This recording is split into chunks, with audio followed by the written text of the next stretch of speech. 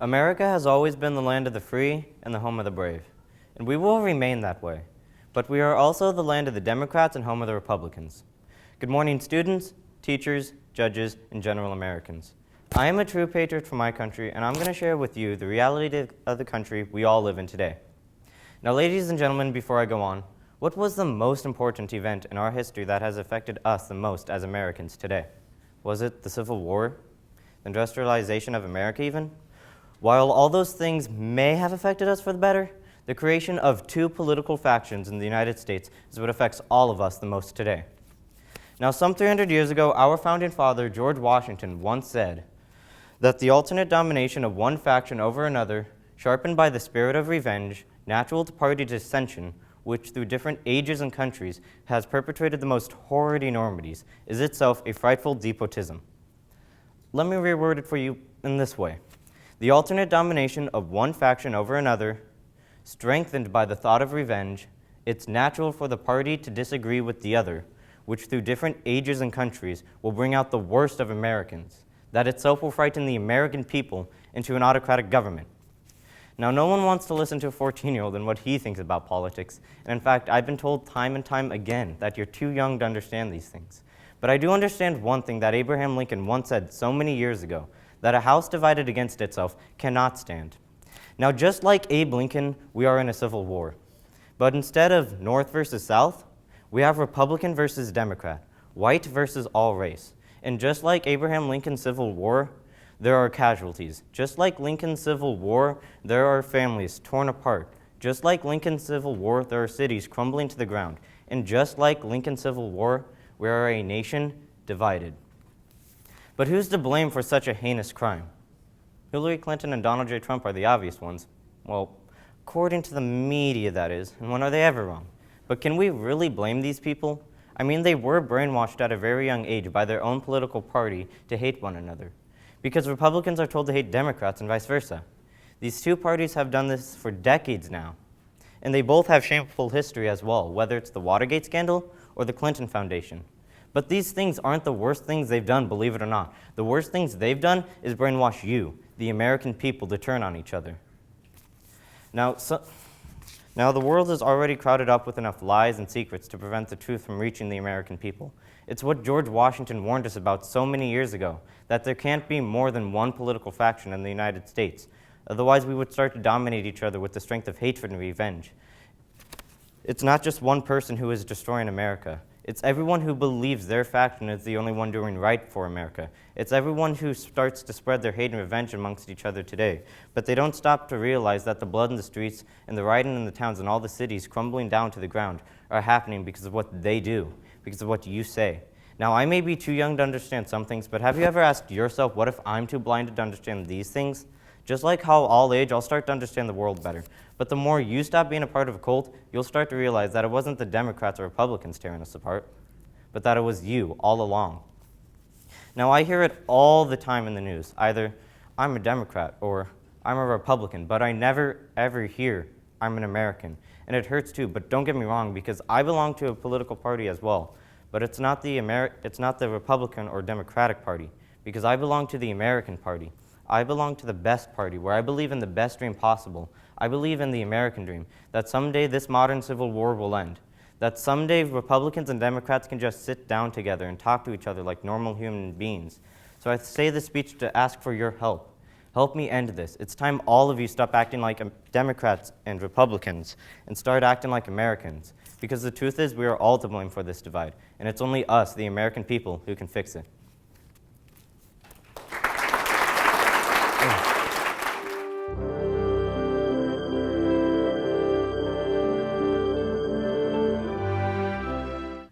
Ladies and gentlemen, judges, and educators, my name is Kristen Haverluck. I would like to tell you a story about a woman who had a dream of opening a candy shop. She made a fudge that was to die for, and she wanted to share it with the community, but she couldn't because in those days, a woman's place was in the home, cooking, cleaning, and taking care of the kids. She knew that in order to change the minds of society, she would need someone in her corner, an advocate that would rally for her and other women like her. The problem was she could not vote for someone to represent her because women of her time could not vote. It was in this time that women banded together to insist that Congress amend the Constitution in order to give women a voice. They got their wish. The 19th Amendment to our Constitution states that the right of citizens to vote shall not be denied or abridged by the United States or by any state on account of sex. So what that means is that if you're an American citizen and you are a woman, neither the federal, state, or local government can deny you the opportunity to vote, because as of June 4th, 1919, Congress said that it was our right. Our duty as citizens is to vote, but when we submit our ballots, we select the candidate that best represents our needs. Now the candidate wants to be the voice of the people, and therefore should do things that best represents those who voted for them. So if women couldn't vote, the elected officials have no vested interest to call any attention to their needs, leaving women with no voice. For me, this is hard to even imagine. We are talking about our mothers, our grandmothers, and our grandmothers' mothers. We're talking about our sisters, aunts, and our female teachers. These are the people that raise us, educate, and mold us into who we become. And even though we entrust them with the future of humanity, we as a society didn't think highly enough of them to let them vote. Let's think about some of the women of this country and imagine what this country might look like without their contributions. Women like Sacagawea, who guided Lewis and Clark through the untamed lands of the West. Women like Amelia Earhart, the first woman to make the transcontinental flight from North America to Europe. Rosa Parks, a woman who stood for those who cannot stand for themselves. And women like Lori Payestoa. Lori was a Native American woman and the first to be killed serving our country in combat on foreign soil. Now what really amazes me is that men denied and even fought against women having the right to vote for hundreds of years before they finally realized that we're a country that works best when everyone has a voice and when everyone has the ability to contribute to who we are as a people. Now it has been nearly 100 years since Susan B. Anthony, Elizabeth Cady Stanton, and other women like them fought for us to have this right. In that time, women have been elected to office, gone to space, served in combat, ran corporations, and even been selected to sit as judges on the Supreme Court. With all that women have accomplished in the U.S., there are still some being repressed all over the world. And here in the country that has fought the long and difficult battles for equal rights, there are still some who feel that women are not up to the task that are required of men, even though we continuously prove them wrong. Women are strong, brave, and educated. They lead us, teach us, and care for us. They are there to support us, and they are fierce protectors when needed. Now, for those of you who still doubt the abilities of women and would like to revoke their right to vote, I suggest you take it up with your mom, your grandma, your aunts, your sisters, and all the other women in your life that have helped you become who you are today.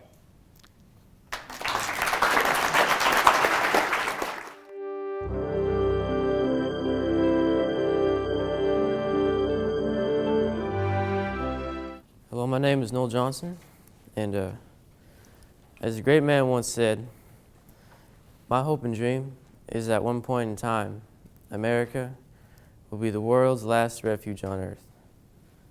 You know who that great man was? Abraham Lincoln. Now, he didn't mean that when the world was over, everybody's got to go to America. He meant that at one point in time, America will be the best country on earth. And if you ask me, I think we've accomplished that. You know where Abraham Lincoln came from? He was born in a log cabin in southeastern Kentucky. Just a regular guy without a silver spoon.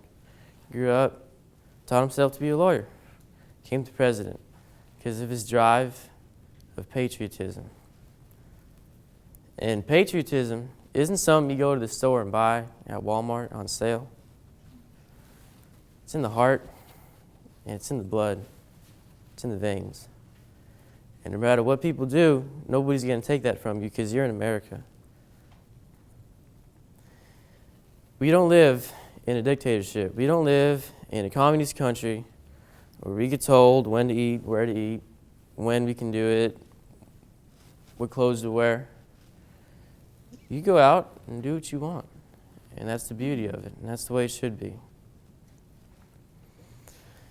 You know, people ask me, what do you do to be a patriot, Noel? And I tell them, I wake up every morning, and I just live my life. That's what being a patriot's all about. You know, being a patriot does not mean you have to go off and serve your country in the war. Now, that is one of the most patriotic things that anybody can do.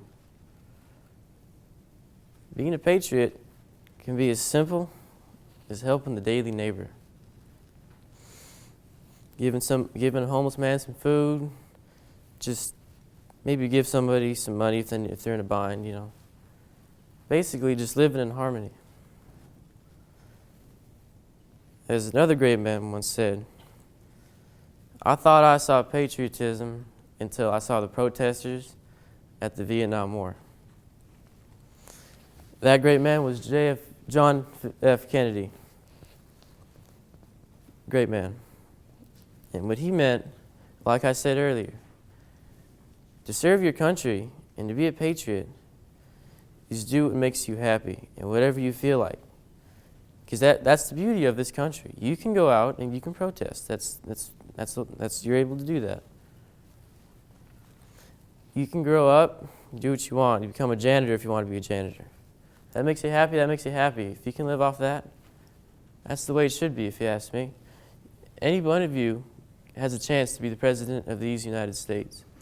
You don't have to be born in a royal family. You don't have to, you know, I mean, it helps to be a politician. It helps to be a senator. But if you have enough people on your side, you can be the president. Same thing with going to school. You go to school, you grow up, study whatever you want. You make your money, and you live your life in America. Because each and every one of you are all patriots, like I said earlier.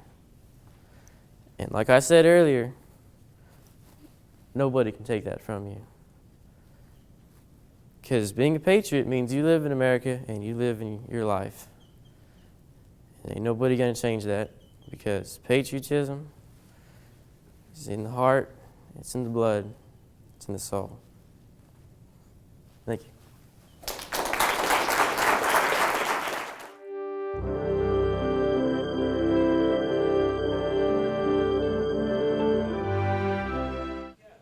Hello and welcome, judges, teachers, parents, and fellow contestants.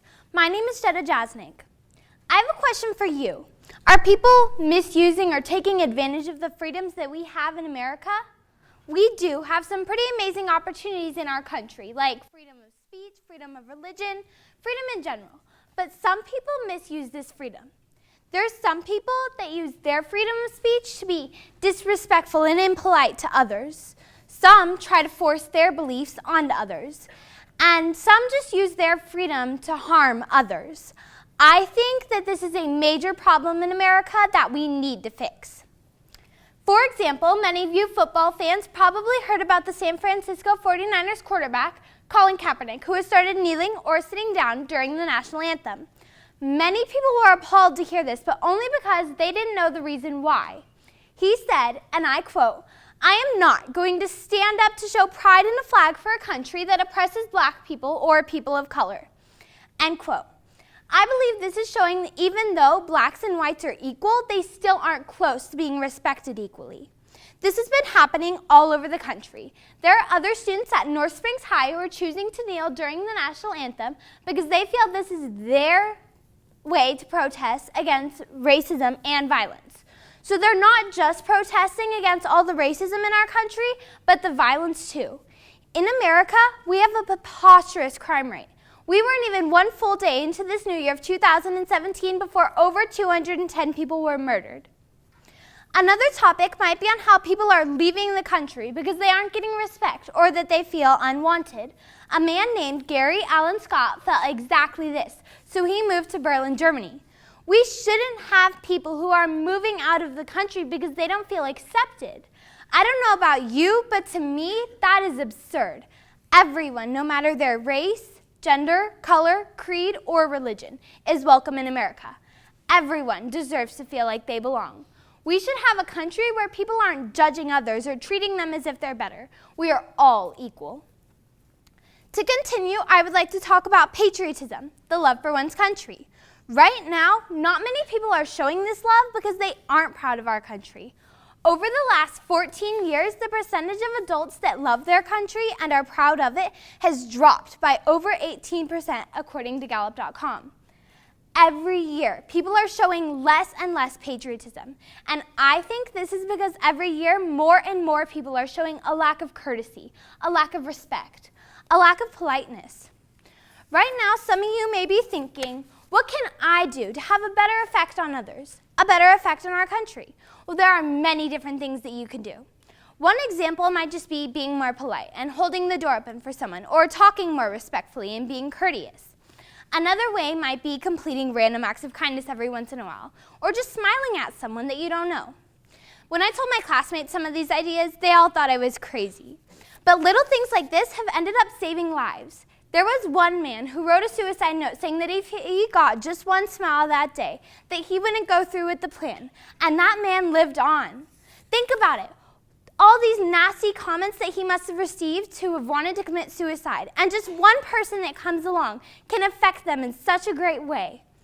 In conclusion, as a country, let's strive to be better and more respectful so that people don't feel the desire to kneel during the national anthem to show that they don't want to show their respect towards a country of disrespect, so that people don't feel unwanted and move out of the country, so that people feel love for their country because it's not a country of harm and hate and disrespect. Let's strive to be better as a city, as a state, and as a country.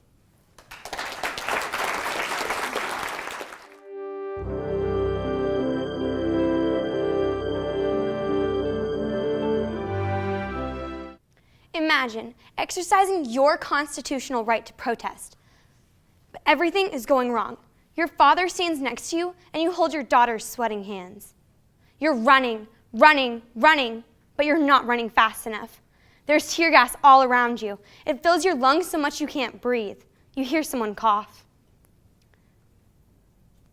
You're almost there. You're almost home, but you hear horses gallop behind you. The men on the horses crack their whips. Your daughter screams.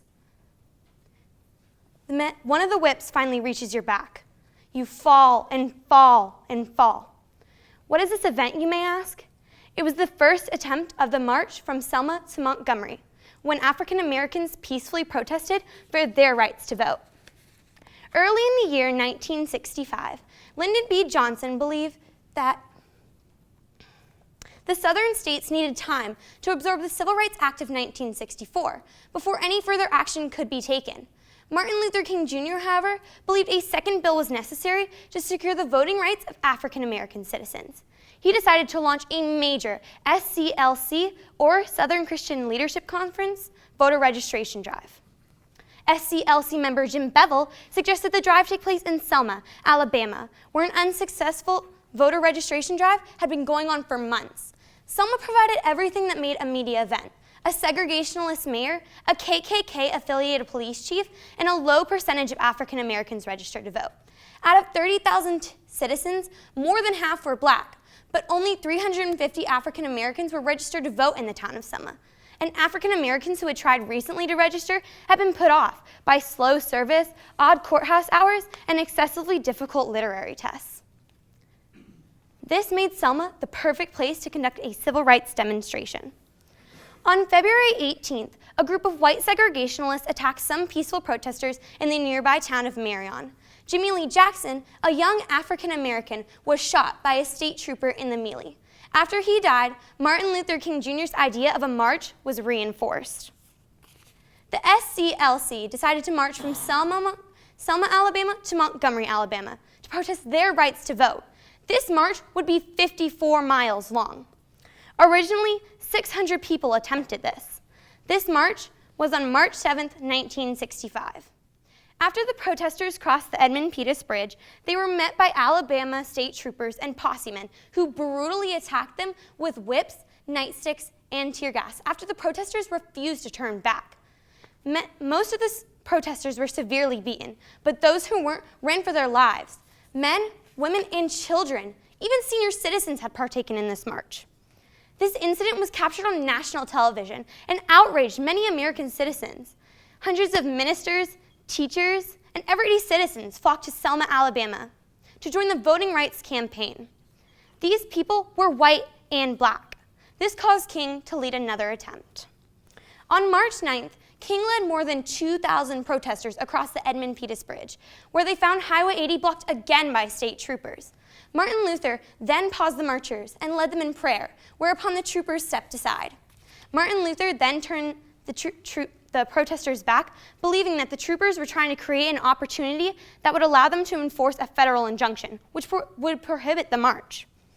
This decision led to criticism from some marchers, who called King cowardly. In Selma that night, James Reeb, a white minister from Boston who had partaken in the march earlier that day, was found fatally beaten to death by a group of white segregationists. Again, Martin Luther King Jr. began another attempt at the march. As the world watched, the protesters, now under federal protection, finally achieved their goal, walking for 3 straight days to reach Montgomery.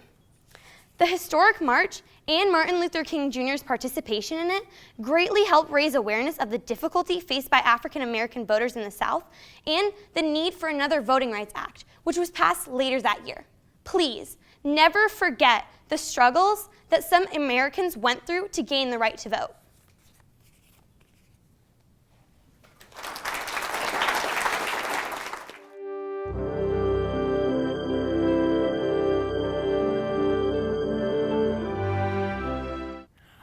Boom! The house right next door is turned into rubble. You're walking down the street worrying about where and when the next bomb will explode. The fear of being kidnapped fills you every time you step foot out the door. My family and I had to experience this almost every day while living in Iraq. Good afternoon. My name is Katrine Schmeil. America has always been thought of the perfect place for immigrants to come when escaping harsh conditions in their homeland, so they can work to become the new patriots who strive and work to live the American dream. Immigrants come to America to pursue the American dream and live in the land of opportunity. The United States has always been the escape for immigrants. Every year, over 11.5 million immigrants come to America for several reasons, such as to live in freedom, practice their religion freely, make better lives for their families and themselves, and better employment opportunities. The United States is known all around the world as the safe zone. Immigrants see it as a place where they are all accepted as an equal and no one is above one another. The limited rights and safety my family and I had in Iraq caused us to start the immigration process and come to America, a country we could proudly call our home. In Iraq, the government limited our rights. On January 30th, 2003, when I was born, my parents had settled on a name for me. To their surprise, the government did not approve of the name they had chosen since it was not classified as a Middle Eastern name. My parents had no other choice other than to change my name or else they would have been arrested immediately. In Iraq, the safety was horrific. There were kidnappings, bombings, shootings, and so much more. Every day it got worse. My parents did not want my brother and me to grow up in an economy like this. So in 2003, my parents decided they wanted to start the immigration process in hopes of giving our family a better life.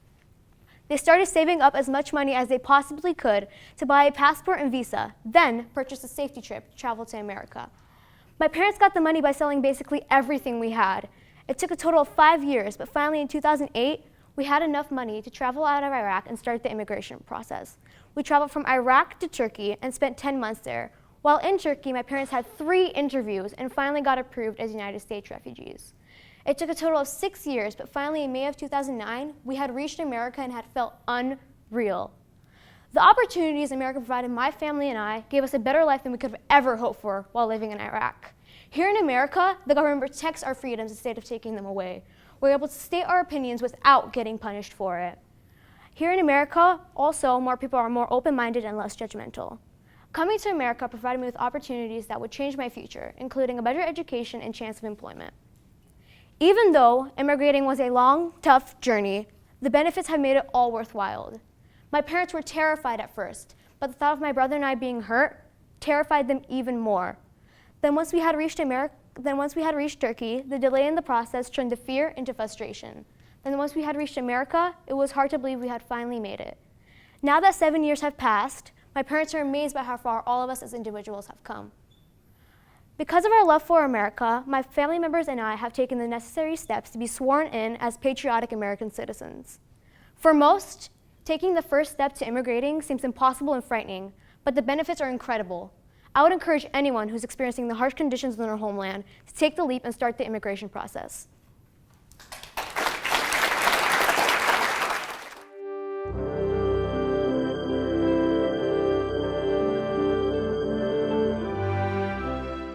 From Paseo, Verde, and then Jacey, Demaree from Coyote Hills. So, let's hear from Gracie, Devinney. Imagine if women were still ignored, considered weak, unable to voice their opinions or fight for our country's safety. How would the world look today? Would we all resent each other, or would someone have the courage to stand up and make a change? The National Women's Suffrage Association was led by a group of very strong and determined women that helped shape mine and many others' future by ending discrimination in employment and pay, giving us the equal rights we deserve and the freedom and the privilege to vote.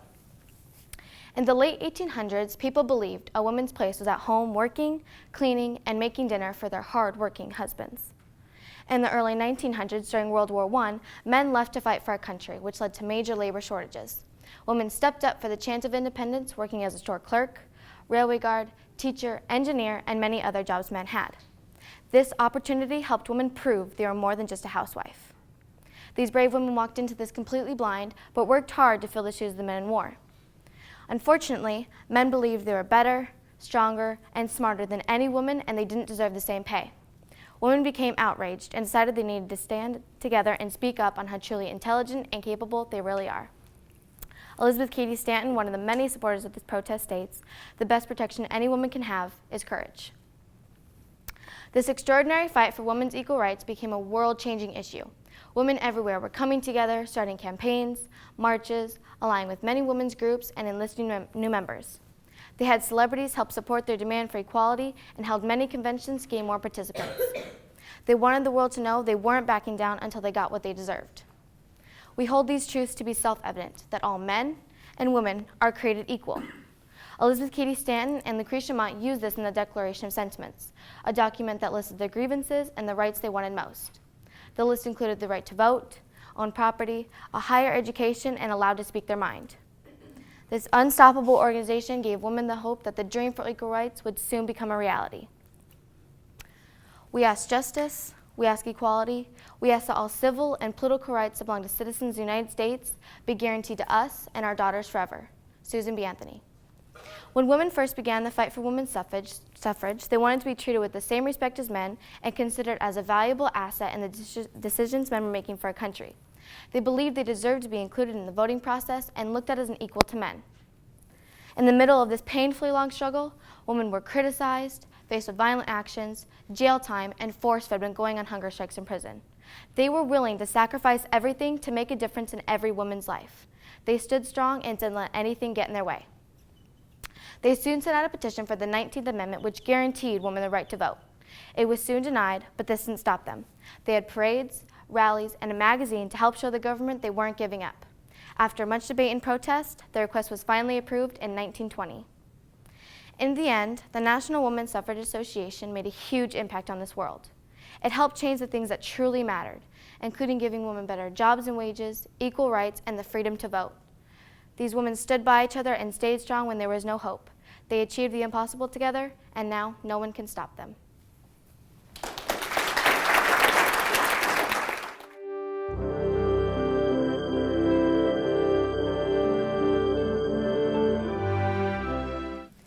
If you ever had the chance to show patriotism for our country, or stand up for the rights the people of America deserve, would you take it? Would you seize that moment to improve the nation you call home? Welcome parents, judges, and fellow contestants. Minnow Judson Savage, an American minister, once stated, "The brave die never. Though they sleep in dust, their courage nerves 1,000 living men." He speaks of what a true patriot should pass on to others. Lieutenant Edward Isaac, Susan B. Anthony, and the valiant Little Rock Nine have all inspired countless Americans with their endurance and devotion. Edward Isaac graduated from the United States Naval Academy in 1915, and 2 years later was recruited to be a lieutenant for the USS President Lincoln in World War I. The ship was unfortunately sunk by a German submarine. Although most of the crew made it out, Isaac was captured by the Germans and held captive. Luckily, he was able to comprehend the German language and used it to gain information of their submarine operations. Edward knew these battle plans would create a major difference in the Atlantic battles, and he would stop at nothing to deliver it. He jumped from a rapidly moving train to escape, but was unsuccessful. However, his second attempt was proven to be successful when he broke out of jail, freeing himself and other prisoners. He then swam across the Rhine River to get to neutralized grounds in Switzerland and finally present his data to the Allies. He was rewarded with the Medal of Honor for his loyalty to our country. He later served 10 years in the U.S. Congress, establishing how much he cared about America. Edward Isaac embodied everything in Minnow Savage's quote, as did Susan B. Anthony. Born in 1820, Susan B. Anthony took pride in her work for supporting women's rights. She began her journey as a labor activist. During her 2 years as an activist, she was denied the right to speak at a convention in Albany. This denial inspired her to found the National Women's Suffrage Association, along with Elizabeth Stanton. Anthony also created and produced The Revolution, a newspaper that lobbied women's rights. She gave numerous speeches to raise awareness for women's suffrage. She even illegally voted in the 1872 presidential election to expose her thoughts even more. This spunky woman demanded to have the rights she deserved, and although she didn't live to see the day the law passed allowing women to vote, she devoted herself to improving our country, just like the Little Rock Nine. In 1957, 9 teenagers registered to be the first African Americans to attend the all-white Central High School in Little Rock, Arkansas. On the first day of school, Governor Faubus immediately sent the state National Guard to block the black students from entering the high school. Additionally, riots and mobs of white citizens surrounded the school, protesting against the African American students, who are now known as the Little Rock Nine. President Eisenhower had to send 10,000 National Guards just to control the harmful crowds and safely escort the Little Rock Nine to their school and classes. Every single day of high school, the teenagers had to go through a mob of people spitting on them and yelling profanities. Yet, they believed it was worth it to continue their education and support equality in the country. Edward Isaac persevered and exposed his bravery and his actions to protect America. Susan B. Anthony strived to create equality for our country. And the Little Rock Nine challenged segregation in a time of chaos in the U.S. These audacious souls all have the same thing in common, their love and courage for our country. It is our job as a nation to have the temerity to fight for America like these few Americans. So, I repeat again, the brave die never. Though they sleep in dust, their courage nerves 1,000 living men. Thank you.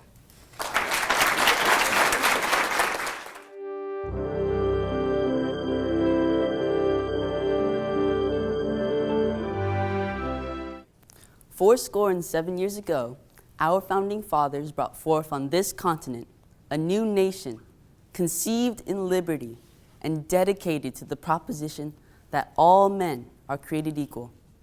My name is Adrian Braileanu, and these are the words of a man who ended slavery and united our country, and the man who I consider the most patriotic of all. His name is Abraham Lincoln. Over his life, Lincoln has dreamt of a time where America would be seen as the last best hope. And in spite of him being hated by millions and having a whole cabinet filled with death threats, he would continue to aspire towards his dream, the same dream that inspires us up to this very day, the American dream. At the dawn of Lincoln's presidency, our country was torn in half by civil war. During this time, families were separated and divided from the ones that they loved. Lincoln fought to preserve the Union and to keep the country that he deeply and dearly loved. And no matter how many battles he would lose, no matter how many generals he would have to change, he would continue to fight and refused to surrender until he ensured that his country, our country, would stay united. Has anyone here heard of the Emancipation Proclamation? For those who don't know, the Emancipation Proclamation was an executive order given by Lincoln that states that all slaves in the rebellious states shall be freed. This single document led to the freedom of 4 million slaves and later to the foundation of the 13th Amendment, which would end slavery once and for all. And with a final gunshot and a final signature on the surrender document, the Civil War would be over. Lincoln had done it. He had ended the war and kept our country united. Unfortunately, though, for him and for us, he would soon be assassinated. His assassination would be the last casualty, the last sacrifice to end a war during which hundreds of thousands had shed their blood. What would our lives be like if we were still divided today? If we were still divided from our families? If we didn't have our grandparents or our sisters and brothers? Lincoln is a hero and savior of our country. He fought to protect and to create a country where all could live in freedom and safety. His legacy would be remembered for his decision to fight, for his decision to create a country that is united and together, and the family that we are today. And for what he has done for us, for all of us, no matter who we are, is why Abraham Lincoln is undoubtedly the greatest patriot of all. Thank you.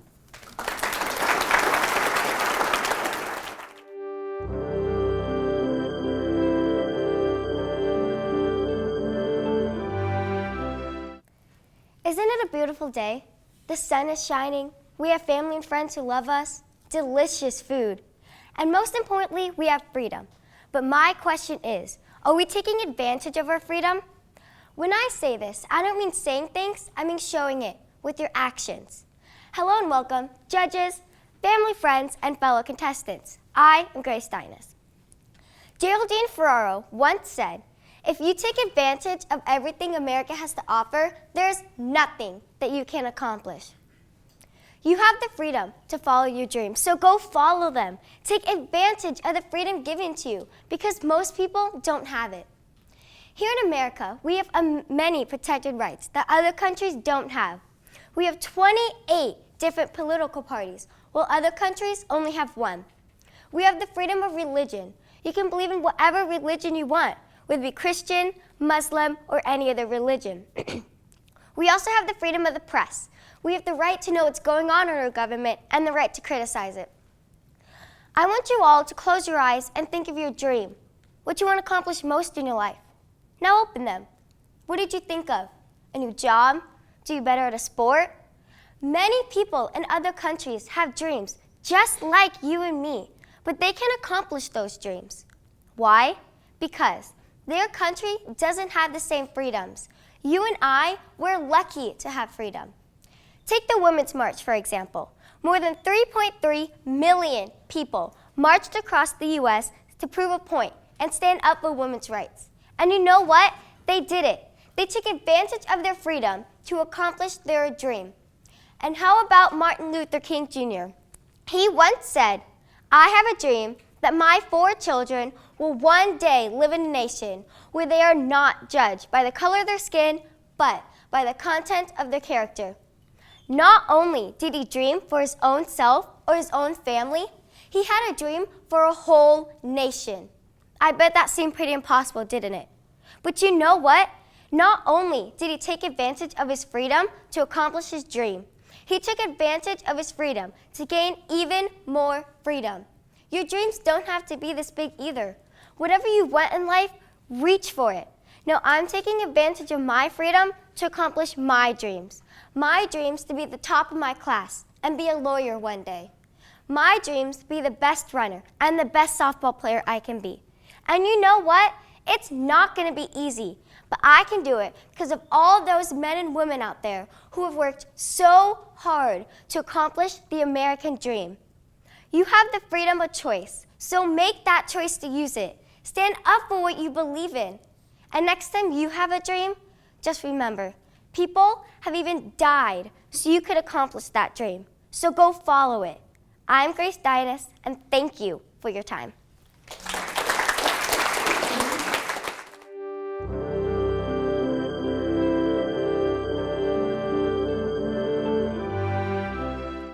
One's history helps to shape one's future.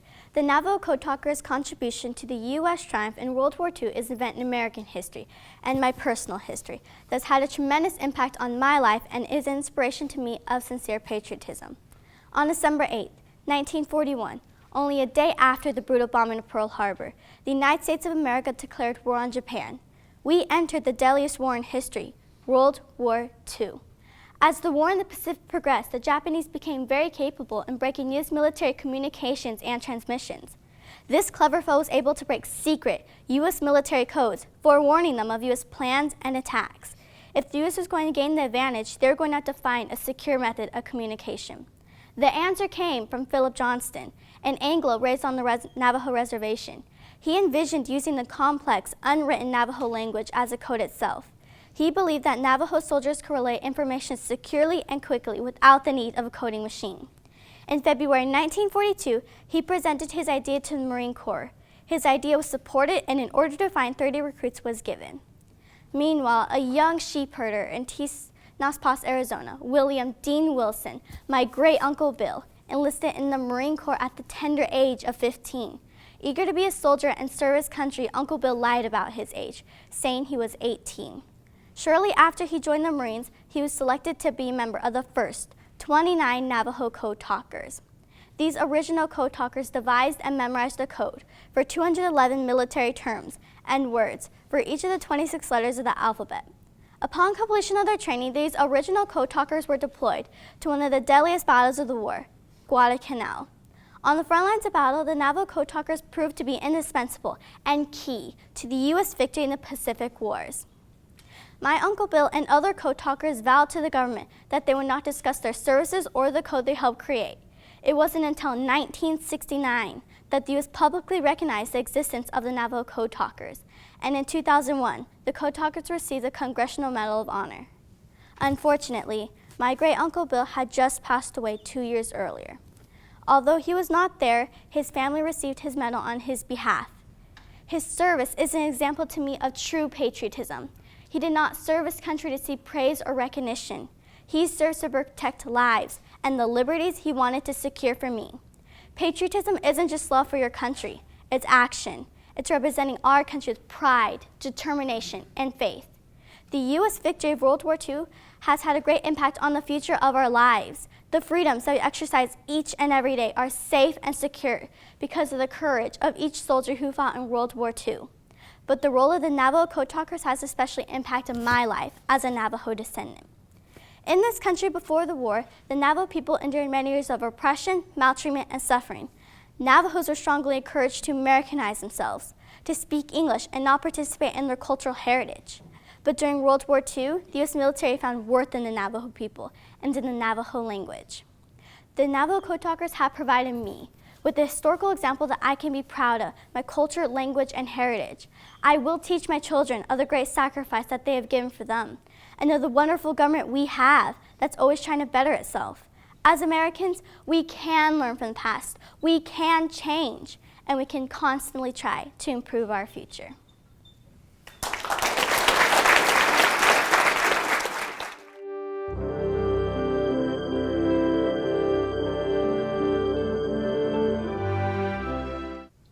What does it take to win? To win, no matter what you've lost, it only takes one thing: sacrifice. A sacrifice is a loss, or something you give up, usually for the sake of a better cause.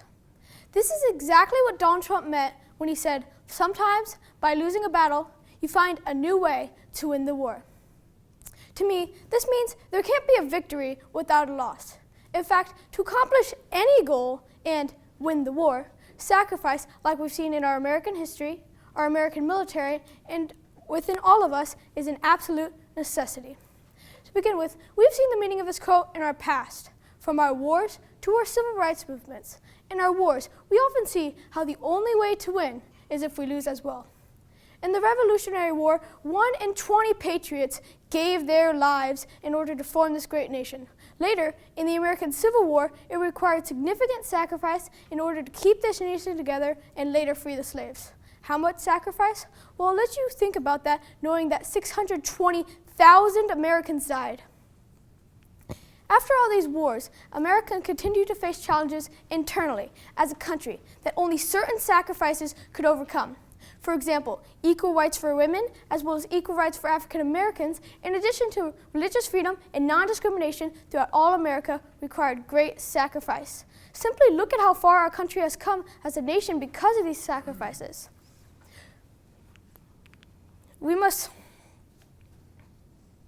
I cannot help but think of Donald Trump's words once again, that sometimes by losing a battle, you find a new way to win the war. Furthermore, none of these events would have resulted in a win if it wasn't for our U.S. military.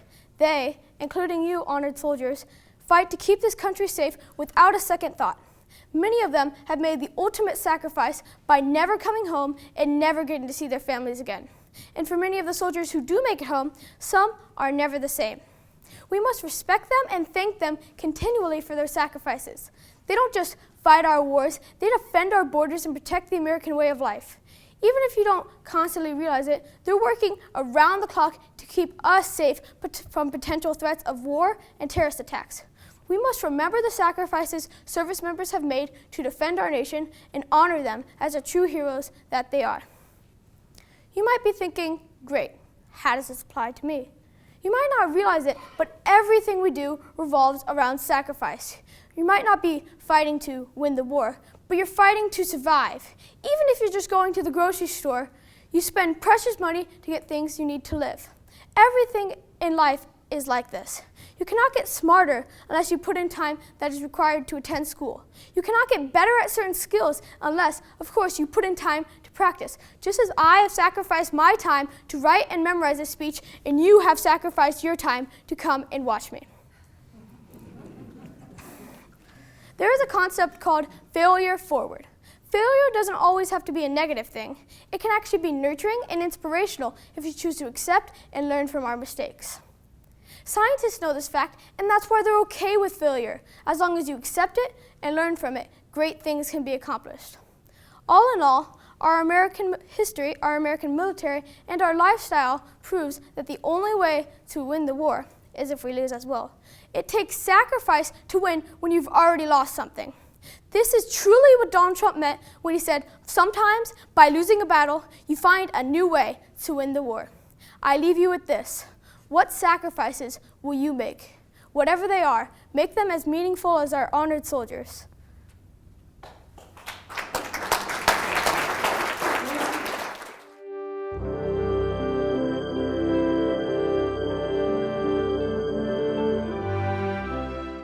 What do you think of when you hear the number 40? 40 cents, $40, 40 minutes, or even 40 years of age. For many people, this is just a random number that means nothing. But to me, it reminds me of Patrick Daniel Tillman. Pat was born on November 9th, 1979. He was an amazing man, husband, and football player. He played strong safety for the Arizona Cardinals, who gave him a multi-million dollar contract. He was living the high life, fame, fortune, family, but then he gave it all up. Why?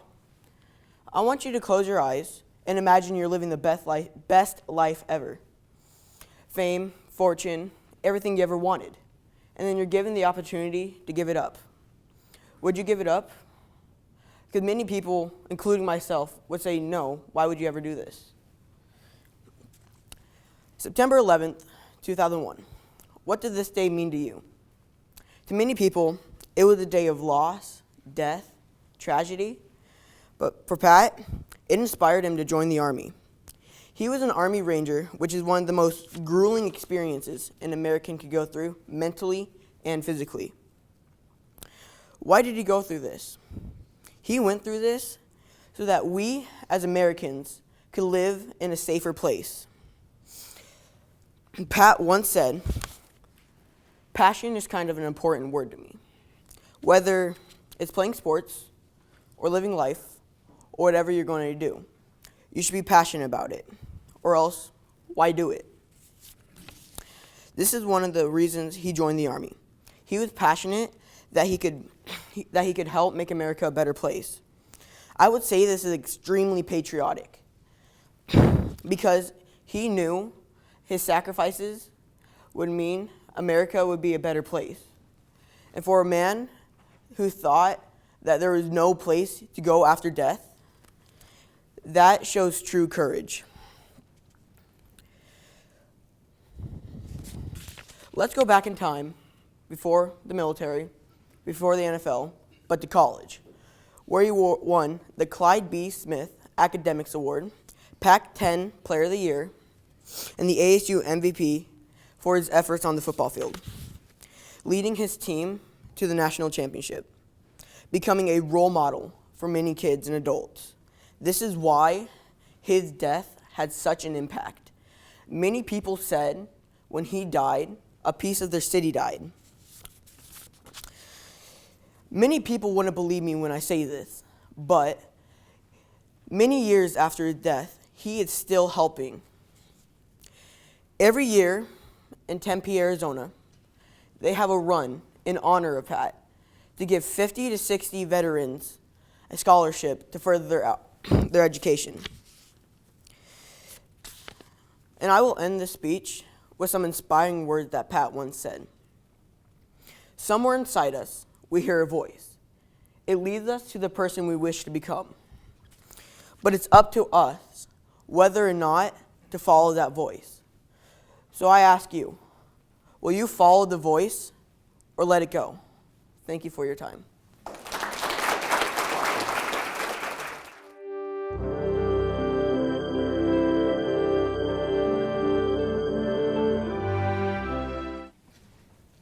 If you believe you're a patriot, please raise your hand.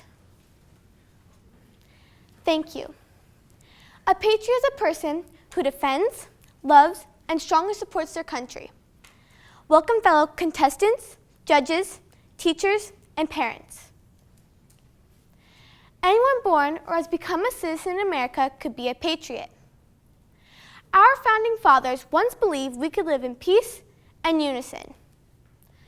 Little did they know that our world now is divided among those who believe they are patriots and those who believe they are not patriots.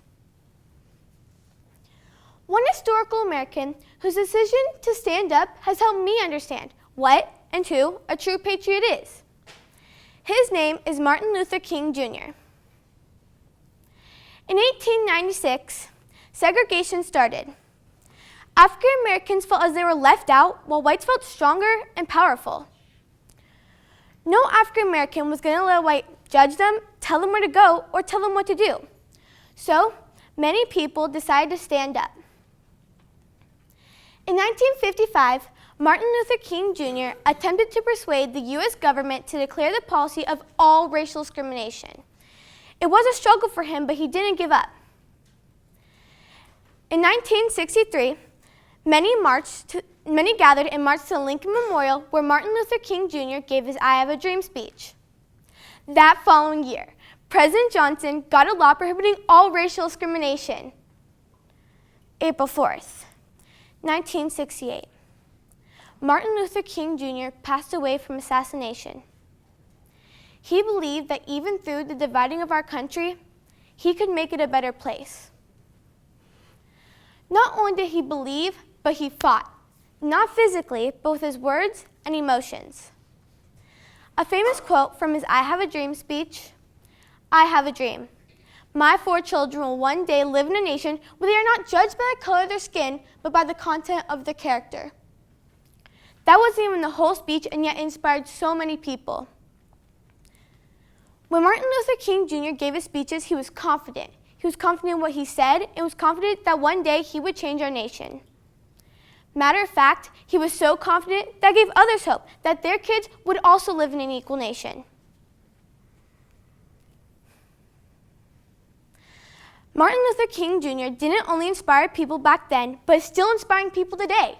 He gave me hope that I could change this nation, and until then I keep my head held high and my dreams still coming. Our nation is in the hands of the kids and adults who believe they can make a change. America is a melting pot with people from different countries, religions, ethnicity, and gender. And Martin Luther King Jr. brought all of us together and even inspired some of us. Now, if you raised your hand when I asked you if you believed you were a patriot, do you now believe that you can make the sacrifices? You could fight, inspire, rise up just like Martin Luther King Jr.? Because I have hope that every single one of you could. Thank you.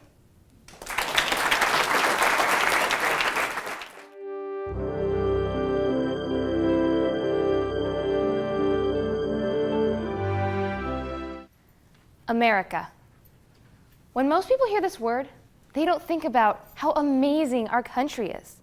Instead, what a lot of people think about is how America is a country full of awful things like crime, poverty, high taxation, and national debt. Arnold Schwarzenegger once said, "I believe, with all my heart, that America remains the great idea that inspires the world. It is a privilege to be born here. It is an honor to become a citizen here. It is a gift to raise your family here, to vote here, and to live here." But why? Why is it so amazing to live in a country that's so full of all these terrible things? I am Alexis Young, and I'm here to tell you that we are not a perfect country, but I believe the reasons why America is so great can overshadow our nation's flaws. Starting with the fact that America has gone further and done more than any other country in inaugurating the equality of rights, we have religious freedom, and we live in a democracy. A huge problem in our world today is gender discrimination, because many countries treat their citizens differently just based off their gender. America has gone further and done more than any other country in creating equality among all people. The worst country, I would say, for gender discrimination is Saudi Arabia. In Saudi Arabia, women are considered minors under their male guardian, known as their mahram. In this country, women aren't even allowed to travel unless they have their mahram with them. So this makes me, a female, in the United States, feel so lucky that my country gives me the rights and freedoms to do whatever I want, whether it be becoming a doctor or a scientist, or even just going to the store to pick up a loaf of bread. But America doesn't just grant us gender equality. We are also given the freedom to practice any religion we choose. Many countries don't give their citizens any religious freedom. America has established a solution to religious conflict that continues to divide and terrorize much of the world. For example, in North Korea, the citizens aren't given any religious freedom whatsoever. All citizens are forced to be atheist. And if anyone is even caught with a Bible, they'll be imprisoned, tortured, or even killed. But here in America, we don't have to worry about any of that. In this great country, we're free to practice any religion we choose, whether we believe in Christianity, Judaism, Islam, Buddhism, Hinduism. The list goes on, and we're free to practice any one of those. I am a Christian, and I'm not afraid to say it, because I live in America, and I can't be treated any different than someone who is Jewish or Islamic or atheist. Because of the First Amendment guaranteeing my religious freedom, I can't be persecuted because of the faith I believe in, and neither can any citizen of the United States. Here in America, we're given many rights and freedoms, and all these are given to us by our government. One of the most recent decisions that we, the people, have had to vote on is our president. In this election, the citizens voted, and the majority of the electoral votes went towards who is now our president, President Donald Trump. But there's more to our government than just the president. There are 3 branches: the executive, the legislative, and the judicial branch. With this even split of power, it is ensured that good decisions are made and no bad or unconstitutional laws are passed. In conclusion, America shouldn't be thought of as just this country with things like crime and poverty.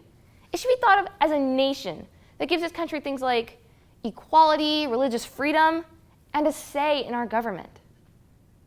As Arnold Schwarzenegger said, I believe with all my heart that America remains a great idea that inspires the world. It is a privilege to be born here. It is an honor to become a citizen here. It is a gift to raise your family here, to vote here, and to live here. And why? Well, I may have only stated 3, but there are so many more reasons why America is the great country that it is today.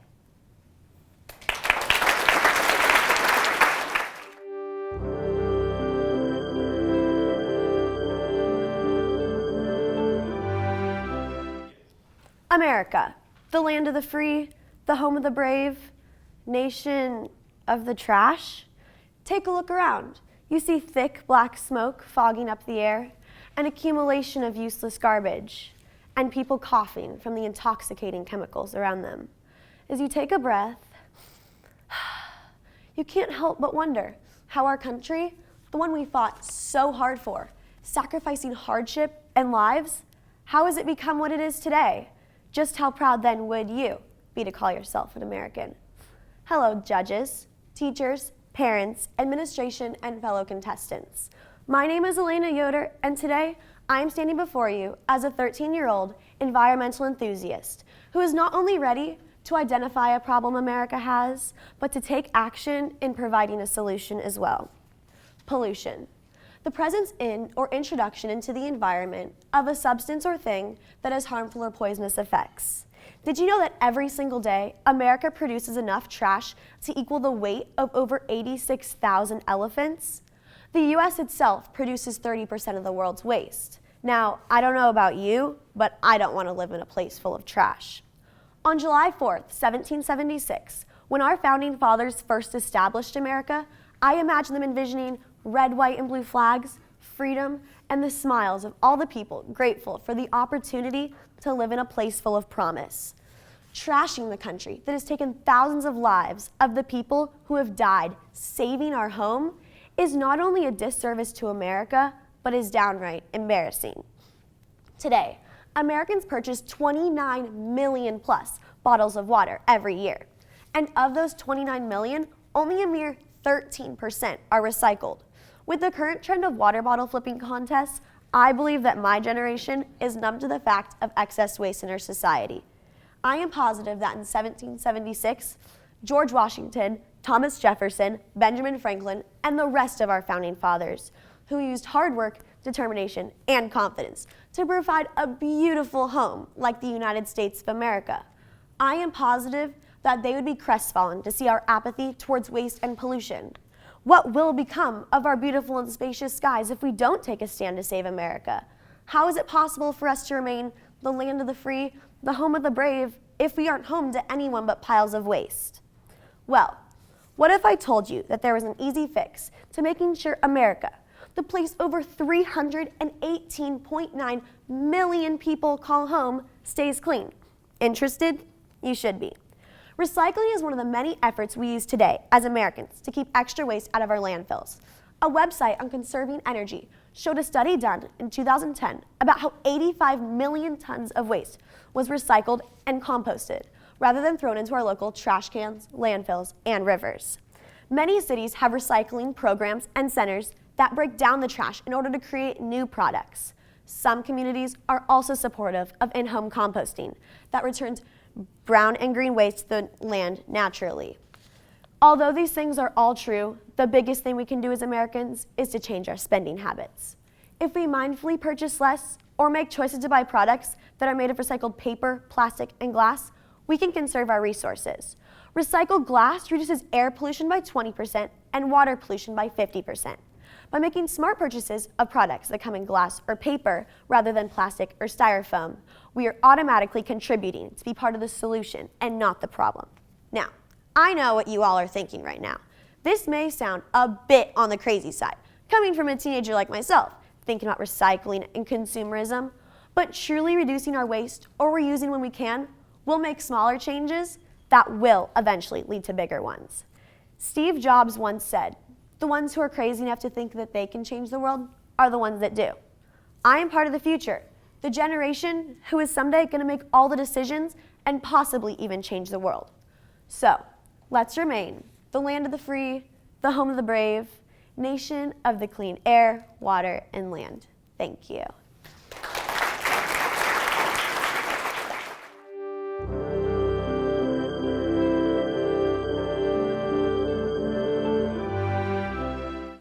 Today, based on a poll held by the New York Times, only 52% of American citizens are truly proud of their country. Do you consider yourself part of this low percentage? Welcome judges, teachers, parents, and fellow contestants. My name is Sarah Beth Smith. Anti-patriotism can affect our community in many ways, although there is a solution we can all contribute to that really is worth the effort. Anti-patriotism. The term alone is pretty self-explanatory. It is the ideology that opposes patriotism. But how can something as little as this become such a burden to our country? For starters, citizens are receiving inaccurate information from some forms of media, making them less aware to what is going on around them. This mainly impacts the younger generations, for we look up to the media and its celebrities as role models. In addition, some schools no longer teach U.S. history. Therefore, the students never learn their creed and why they're living here today. According to the New York Times, millennials are also becoming less patriotic. Studies have shown that only 4% of millennials are on active duty in the military. In the future, who are we going to depend on to protect America? But the real question is, what can we do to solve this problem? Patriotism is something we can all contribute towards. Even the slightest acts will add up to make a big difference. Because of many citizens already willing to question, constructively criticize, and make improvements, America has come a long way. Look around the room. All of these people, including you and me, have the power to change our nation's future. From the words of Abraham Lincoln, "I like to see a man proud of the place in which he lives. I like to see a man live so that his place will be proud of him." You may think that patriotism means to go to great extents like sacrificing your life for your country. This is partially the case, however, there are still many other ways to be patriotic. Some include voting, volunteering, obeying laws, flying the flag, celebrating national holidays, and generally showing pride for your nation. Patriotism has no reward. Patriotism is more harmful than it is beneficial, some may claim.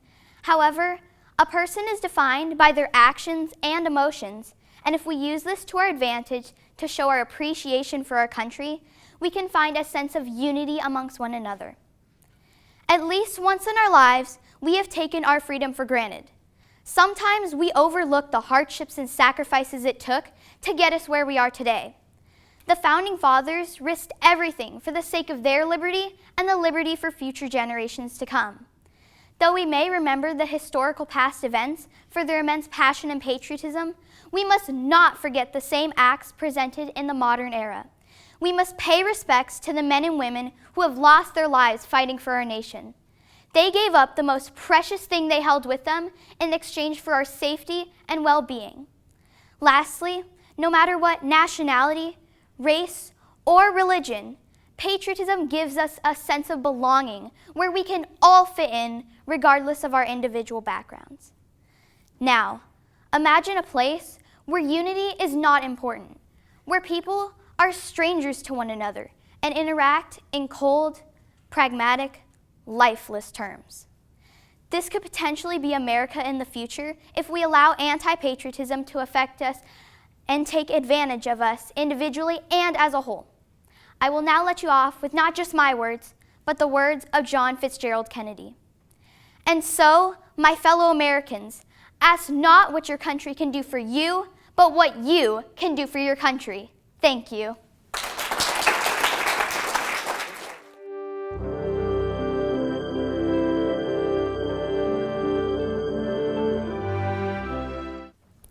Give me your tired, your poor, your huddled masses yearning to breathe free.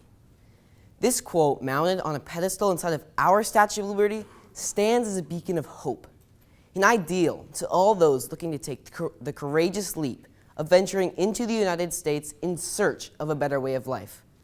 Good morning, judges, guests, and my fellow contestants.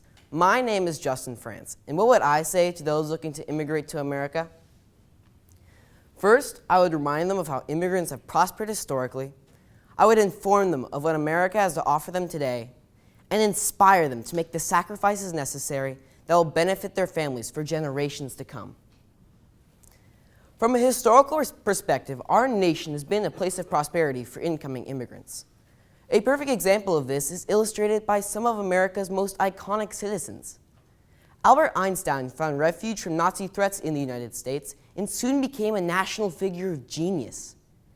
Andrew Carnegie came to America virtually penniless, and through hard work and determination, the Scottish immigrant soon became one of the wealthiest men of his day. Remember, our nation was founded by a group of immigrants. Our founding fathers came to the Americas looking to establish a system of government that would be quite different from their homeland. Risking everything they owned and the only life they ever knew, they voyaged across the Atlantic to create a government of the people, by the people, and for the people. So what does America have to offer for incoming immigrants today? Well, the multitude of reasons to immigrate to the United States are as numerous and diverse as those who have already arrived. Employment opportunity and equality are two important considerations that I believe are worthy of mention. In America, job opportunity presents itself to all those who are willing to put forth the effort. In the past 2 years alone, America has added a total of 4.9 million jobs. Immigrants have contributed to our growth by adding $1.6 trillion to America's gross domestic product. America's Constitution and our Bill of Rights establish equality that is duplicated in very few other nations around the world. Race, gender, and religious beliefs are not factored into determining one's freedoms and liberties in the United States. Although it hasn't always been this way, contributions from immigrants has allowed our nation to evolve into what it is today. Not only will immigrating to the United States benefit you, but it will provide more opportunity for future generations. In America, education is valued and made accessible to all those who seek it. A child's chance at literacy is 99%, so you can count on a quality education. You see, America is a changing demographic, and to this day is still a work in progress. The United States is an unfinished project that is constantly changing and evolving to meet the needs of an ever-growing nation. Let your culture be one of the millions of threads that is woven into the tapestry that is our country. Imagine how much greater this nation can become, given the chance to incorporate your cultures, values, and belief systems into the American melting pot. So to all those looking to immigrate to America, I tell you this: make the decisions today that will set in place a more promising tomorrow. Now, I'd like to end with a quote from former President George W. Bush. You see, nearly all Americans have ancestors who braved the oceans, liberty-loving risk-takers in search of an ideal. The largest migration in recorded history. Immigration is not just a link to America's past, but is a bridge to America's future. Thank you.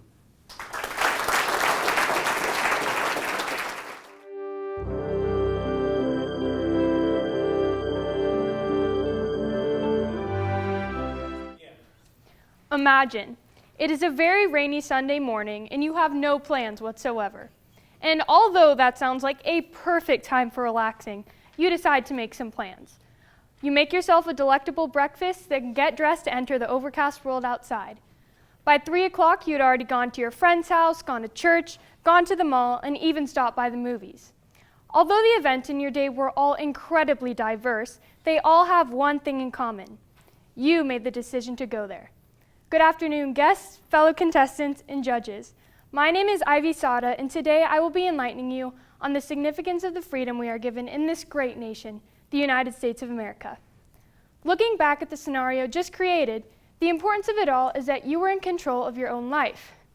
It may not be a big deal when you do not think of it in depth. However, in some countries, such as China, Cuba, and Egypt, many of their people do not have the freedom to live the lives they desire.